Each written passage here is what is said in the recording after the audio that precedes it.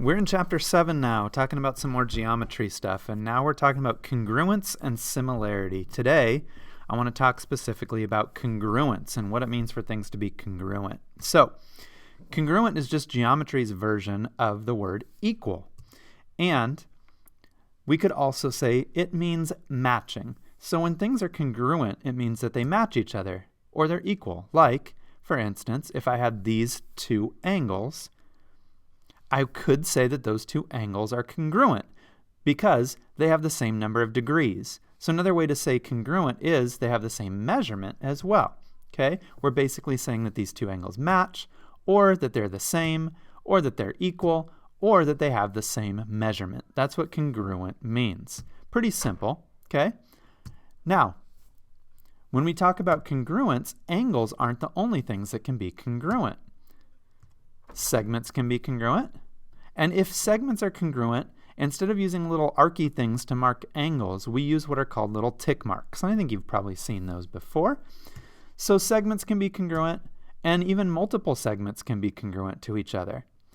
And even quadrilaterals can be congruent to each other. You could have two four-sided shapes that both match, or that have the same measurements, or that are equal to each other.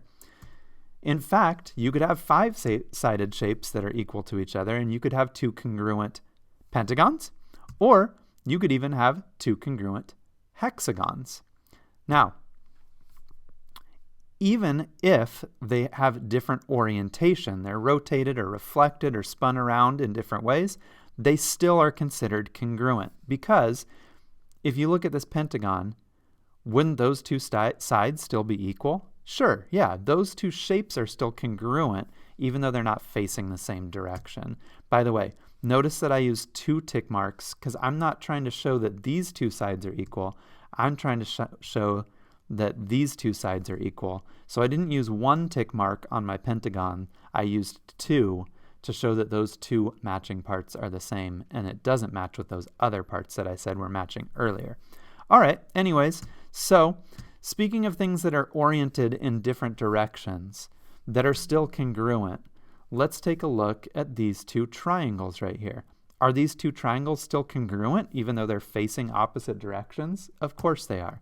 So here's what I would say. I would say triangle LMN is congruent to triangle XYZ. And I want you to know that the order that you put those letters in really, really matters in geometry, because if I'm talking about triangle LMN, I have to go in the same order over here and say X, Y, Z. Otherwise, I would be confusing the parts of the triangle. Okay, and speaking of parts of triangles, or speaking of naming things in the right order, could I also say that triangle MLN is congruent to Y, X, Z? Sure, that would just be a different way of saying the same thing.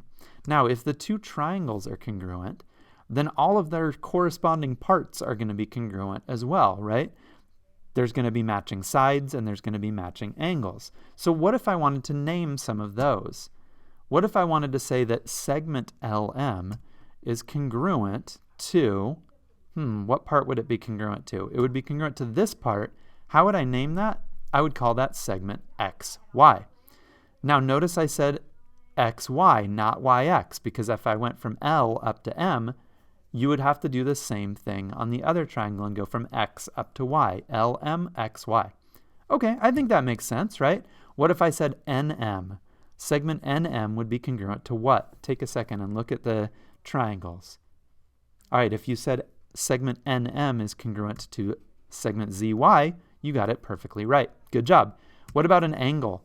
Angle MNL would be congruent to what angle over here? It would be congruent to angle YZX.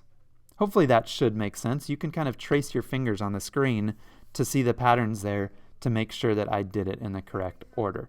Okay, so the order of the letters really matters, and if the two triangles are congruent, then all of their corresponding parts are congruent as well. So now it's your turn. Now I would like you to try something. I want you to take these two segments right here and write a congruent statement. And then I want you to try to do the same thing, but with two triangles. I want you to tell me that these two triangles are congruent to each other. Triangle blank blank blank is congruent to triangle blank blank blank. And hopefully you can see all of those tick marks and see which order you kind of have to put those letters in. All right, and we'll review that tomorrow to see how you did. Hopefully that all made sense, and we're well on our way to understanding congruence. All right, thanks for listening, and I will talk to you later.